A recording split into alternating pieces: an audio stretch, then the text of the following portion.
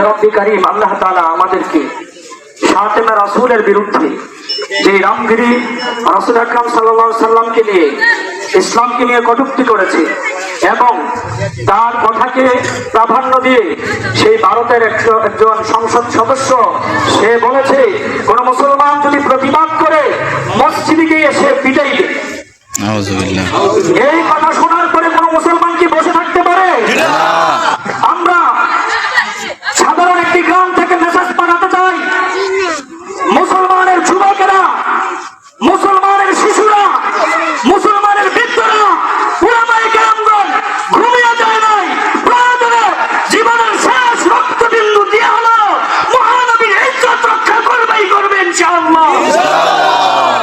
রাসূলুল্লাহ সাল্লাল্লাহু আলাইহি সাল্লামের সময় মুআজ এবং মুহাম্মদ ছোট দুই ভাই বলছিল আমার রাসূলকে আবু জাহেল নাকি গালি দেয়। বলছে হ্যাঁ, যুদ্ধের ময়দানে বলছে তাকে দেখাইয়া দাও। দেখানোর সাথে সাথে পাঁচ পাখির মতন দৌড়ে গিয়েছেন, সেই যেই বাহনে ছিলেন সেই বাহনের পাগুলো কর্তন করে তার গর্দানে আঘাত করেছেন। এখনো আমাদের মুসলমানদের সেই শিশুরা এখনো জীবিত আছে। রাসূলুল্লাহ সাল্লাল্লাহু আলাইহি সাল্লামকে নিয়ে অবমাননা করেছিল রঙ্গিনা এক বই, রঙ্গিনা রসুল নামক এক বই আবিষ্কার করেছিল।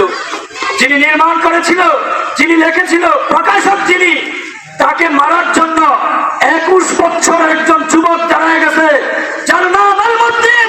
সেই আলমুদ্দিন তাকে হত্যা করেছে। যখন বিচারের কাজ করে দাঁড়ালো, আলমুদ্দিনকে বলল, হে আলমুদ্দিন তুমি বলো আমার মাথা একটু ভালো ছিল না, আমি এই কাজটা এইভাবে করে বলছি। বিচারকরা বলল আমরা তোমার মুক্তির ফয়সালা করে দেব।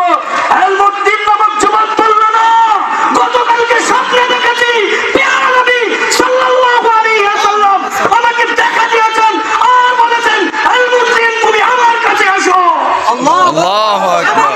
তোমার নেতা বিশ্ব নবী মুস্তাফা, বিশ্ব নবী মুস্তাফা, আমার নেতা তোমার নেতা, আমার নেতা তোমার নেতা, বিশ্ব নবী মুস্তাফা। আমাদের 21 বছর 22 বছর 30 বছরের যুবকরা ঘুমায় যায় নাই। এখনো যদি আমাদের আশপাশে কোন কুলাঙ্গার আমার রাসূলকে নিয়ে, আমার দ্বীনকে নিয়ে, ইসলামকে নিয়ে কটূক্তি করে তার কল্লা উড়িয়ে দেওয়ার জন্য 21 বছরের যুবকরাই যথেষ্ট। আমার এই বাংলাদেশের মধ্যে অভিজাত রায় আমার এক ব্লাগার আল্লাহর হাবিবকে নিয়ে, আয়েশা সিদ্দিকা রাদিয়াল্লাহু তাআলা আনহাকে নিয়ে, আয়েশা সিদ্দিকা রাদিয়াল্লাহু তাআলা আনহাকে নিয়ে কটূক্তি করেছেন। তাদের ফয়সালা করে দিয়েছেন আমার দেশের কলেজ ভার্সিটির ছাত্ররা। আমরা জানি তারা